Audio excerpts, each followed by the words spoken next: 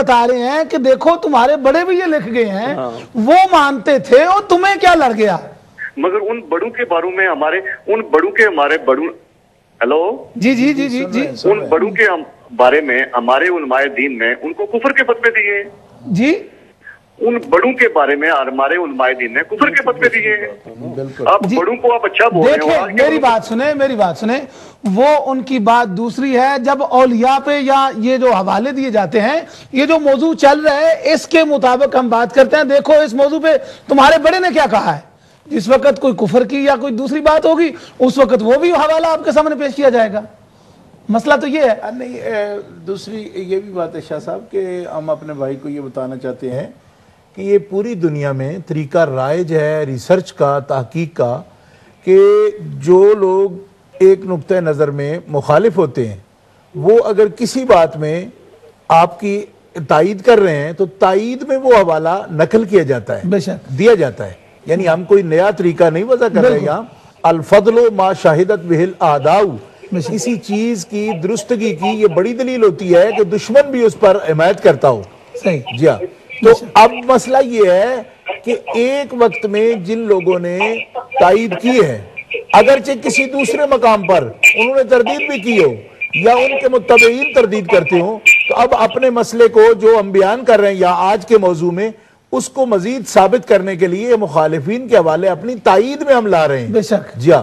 اور جو جیسا آپ نے فرمایا کہ تکفیر وغیرہ کا مسئلہ ہے تو وہ ان کا الگ جو ان کی عبارات ہیں وہ ان پر کی گئی ہے. بالکل. یہ جب تائید کریں تو اس پر تو ان پر تکفیر نہیں کی گئی نا. جس مسئلے پر تکفیر کی گئی وہ الگ مسئلہ ہے. ہاں بالکل، وہ تو الگ مسئلہ ہے. تو صدق صاحب بہت شکریہ آپ کا. میں لائن پر ہوں، آپ بات کریں. جی جی جی مجھے پتہ ہے آپ لائن پہ ہیں اور آپ کا سوال بھی پہنچا ہے، اس پہ گفتگو بھی کریں گے، اور آج کے موضوع کے حوالے سے کوئی اور آپ کا سوال ہو تو وہ بھی انشاءاللہ ہم حاضر ہیں.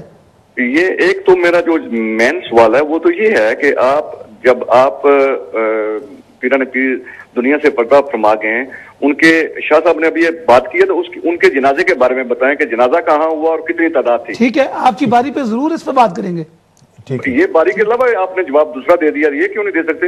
جی آپ نے یہ جو سوال شاہ صاحب نے دیا بغیر باری کے دے دیا، یہ بھی جواب دینا. وہ آپ کو سمجھانے کے لیے خدا کے بندے کیا ہے. صدق صاحب آپ تو مناظرہ آپ نے شروع کر دیا ہے، آپ ذرا تھوڑا سا صبر سے بھی کام لیں، انشاءاللہ آپ کو ضرور اس کے بارے میں عرض کیا جائے گا.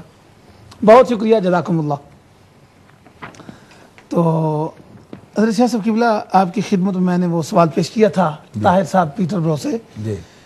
ان کا یہ سوال تھا کہ انہوں نے کسی بزرگ کا نام لیا تھا. جی گزارش یہ ہے طاہر بھائی کہ وہ بزرگ جو ہیں جن کی آپ نے نام لیا ان کا بھی ابھی وصال ہو گیا. وہ طریقہ نقشبندیہ کے بزرگ تھے.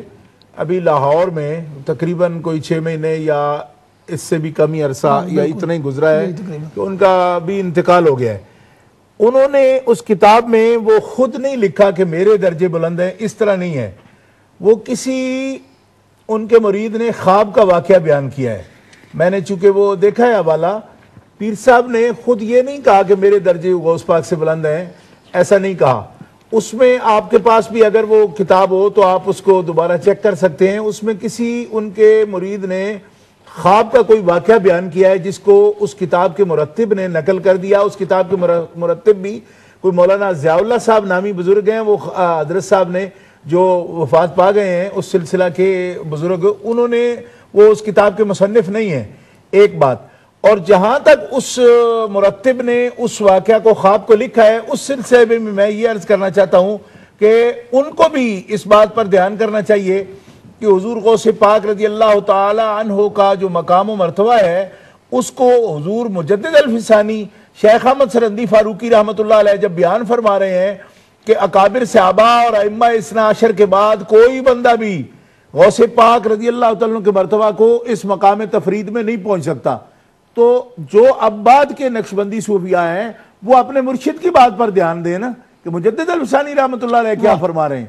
یعنی جو صاحب سلسلہ ہے اس کو یہ دھیان کرنا چاہیے کہ جب ہمارا سر سلسلہ یا سر سلسلہ یا سر حلقہ جو طریقت ہے نقشبندیہ ہو یا چشتیہ ہو یا قادریہ ہو یا سہروردیہ ہو، ان کا قول جو ہے وہ ایک قانون کا درجہ رکھتا ہے. تو حضرت مجدد الرحمٰن نے بھی اس اصول کو بیان فرمایا اور ابھی انشاءاللہ اگر وقت ملے گا تو میں حضور خواجہ خواجگاں اور سرے سلسلہ حلقہ نقشبندیہ جن کے نام پر نقشبندی طریقت کا نام ہے، حضرت سیدنا بہاؤالدین نقشبند سرکار قصر عارفاں شریف بخارا شریف، انہوں نے جو حضور غوث پاک کی بارگاہ میں کلام پیش کیا ہے وہ بھی سنائیں گے کہ اس کے بعد کوئی گنجائش نہیں رہتی کہ بعد کے متبعین صوفیہ میں کوئی اس طرح کی بات کرے، اور نہ ہی ان بزرگوں نے کوئی بات ایسی اپنی زبان سے کہی ہے یا اپنے قلم سے لکھی ہے، یہ کسی مرید کا خواب ہے، اور وہ بھی مرتب نے، مولانا ضیاء اللہ نام ان کا نام ہے، انہوں نے اس کو اس ترتیب میں لکھا ہوا ہے، حضرت صاحب نے نہیں لکھا ہے۔ حضرت ہم آپ کے پاس واپس آتے ہیں، جی منیر خان صاحب برمنگھم سے ہمارے ساتھ ہیں۔ السلام علیکم ورحمۃ اللہ وبرکاتہ۔ جی خان صاحب آپ سے گزارش ہے اپنے ٹی وی سیٹ کی آواز بند کریں پلیز۔ جی السلام علیکم۔ جی وعلیکم السلام ورحمۃ اللہ۔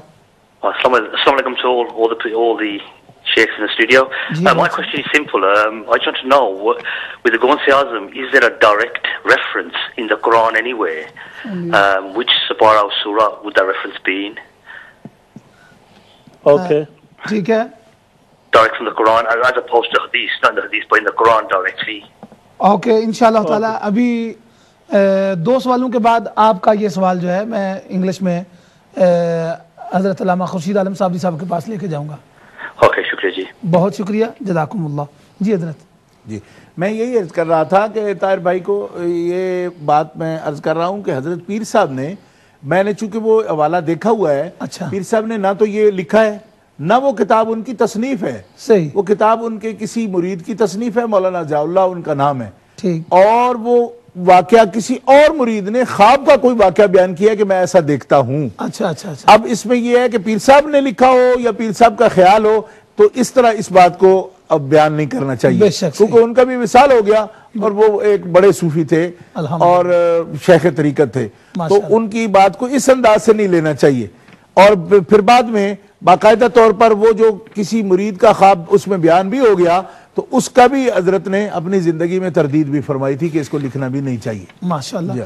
ہمارے ساتھ ٹیپو سلطان صاحب لندن سے ہیں۔ السلام علیکم ورحمۃ اللہ وبرکاتہ۔ وعلیکم السلام شاہ صاحب، قبلہ میں معافی چاہتا ہوں، دوبارہ فون کیا میں نے، جی جی، اور علماء کرام کی خدمت میں دوبارہ سلام عرض ہے۔ وعلیکم سر السلام۔ میرا خیال ہے کہ میرا سوال شاید آپ کی نظر نہیں، آپ کا سوال میرے پاس موجود ہے، اور بڑا مختصر سا سوال ہے سر وہ تو۔ جی وہ قلندر آپ نے پوچھا تھا، قلندر کا سٹیٹس کیا ہے اور کتنے قلندر ہوئے ہیں؟ ہاں جی پلیز۔ یہ انشاءاللہ میرے پاس لکھا ہوا ہے، میں یہ ضرور پیش کروں گا، ٹھیک ہے؟ بہت شکریہ، جزاکم اللہ۔